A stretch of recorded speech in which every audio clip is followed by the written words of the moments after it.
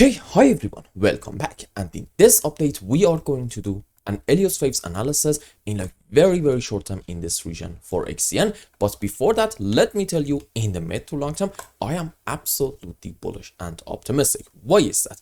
You see, in terms of Elliott Waves, in XCN, I think we are having a series of 1-2s starting from the lowest low down here, which was about, let's say, January 22nd. Now, according to this possibility, this is a wave 1, this is a wave 2, and what are we going to have next? Massive move up into wave 3, 4, 5, which even this one on a higher degree is going to be into a wave 3, correction for 4, another move up into wave 5. And one very important point about this structure is getting very much extended. So if this scenario is truly happening in XCN, I think exciting times in the next couple of weeks are indeed going to be ahead of us. But we should be at any given moment 100% objective and be able to come up with a bullish and also a bearish count at the same time. And this was our bullish scenario.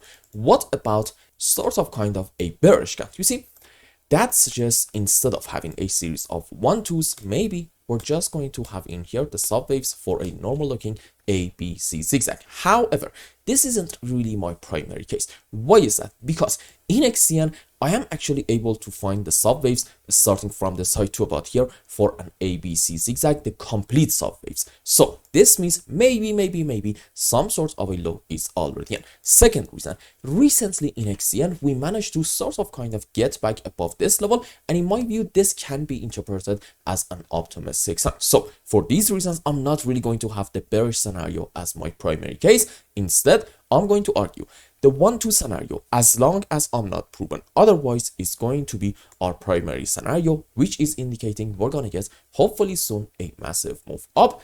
And when is it that I'm going to be proven wrong?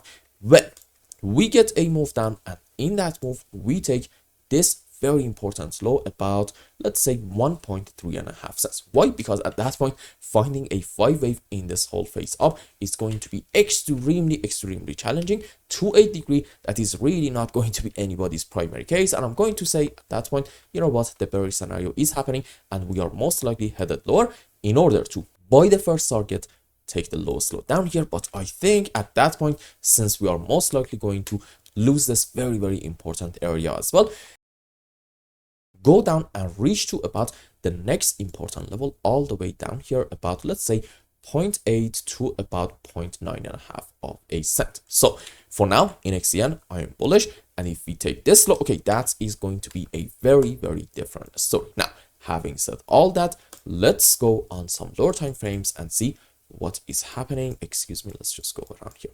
So if you want to say that we are going to have our final low around here, maybe this is like a very important support, then okay, fair enough. Show me off of the lowest low in this region, a 1, 2, 3, 4, 5, in order for me to flip absolutely bullish. Now, this specific example is an impulse. Rules for it are, we should not have overlapping of the waves between wave 2 and 4, and this is the key, pay attention, in any kind of 5 wave, wave 3 is simply not allowed to be the smallest wave. Okay, this is a very important point to understand. And for our sub waves, you probably know it, 5 wave up into wave 1, 3, and 5. And by the way, in case that you are wondering why am I talking about a 5 wave in every single video, that's because about only I think 25% of you are regular viewers. So for the other 75%, I feel like I should explain what am I doing exactly, so you can have a better idea of what is going on the live chart. So again, 5 wave up into wave 1, 3, and 5. And for wave 2 and 4, for our corrections, we can have different counts. Let's say, sure, ABC into 4, and yeah, a WXY into wave 2. Now let's go on the live chart and see, do we have the proper subwaves or not? So what is happening? By the first look, you may think that this doesn't really seem like a 5 wave on the upside, starting from this point and not this low. Okay, it's very important to understand that. However, I would like to argue this is actually a 5 wave. Here is how. This can be a wave 1, correction for wave 2. I'm going to say probably in form of like an ABC flat, strong 5 wave into wave 3, correction for another move up into wave 5. And the question is wave 3 the smallest wave in here or not? First things first, let's put the chart on regular scale. I'm going to keep saying this in every single update. There is simply no measuring waves on logarithmic. And then let's measure our wave 3. There we go, and compare to the other waves. Is it smaller than wave 5? It actually is. Is it also smaller than wave 1? No. So it seems like that all the rules are applying to this move up, starting from the lowest low, absolutely being an impulsive structure. This doesn't mean like this is 100% the case. No, there is no certainty in any market. At any given moment, we are talking about different possibilities. But again, based on possibilities, it seems like that we are allowed to be sort of kind of optimistic. Also, I'm thinking probably this whole move down in XCN is a correction structure. Why? Here's a question. What is one very important characteristic of a correction? You know what, if you are a regular viewer of the channel, it's being slow and choppy. And I think this move is absolutely choppy. Why is that? Let's measure it timing wise from here to about the current point. Okay.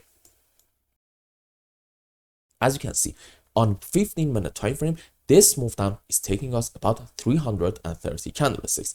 On the other hand, okay, in about only, let's say even 100 candles, we managed to have this move on the upside. So again, this means that despite having way more than enough time, it seems like in this phase, we are actually failing to get back to these levels, meaning bears aren't really that strong, and hopefully bulls do actually have quite a bit of power. Now, if you want to be a bit more confident about this structure being a correction, may I suggest just wait a little bit more and see, are we from the current point or maybe like just a bit lower going to get a move up in order to take this important high about, let's say, 1.7 cents. Now, why is that important? Because if you want to say that I am wrong and we're not having a correction in the short term and this is the beginning of a new move down, then okay, show me off of the highest high a 1, 2, 3, 4, 5, and let's go on the live chart. Okay, let's say that from here we're going to get a move up, and in it we're going to take this important high.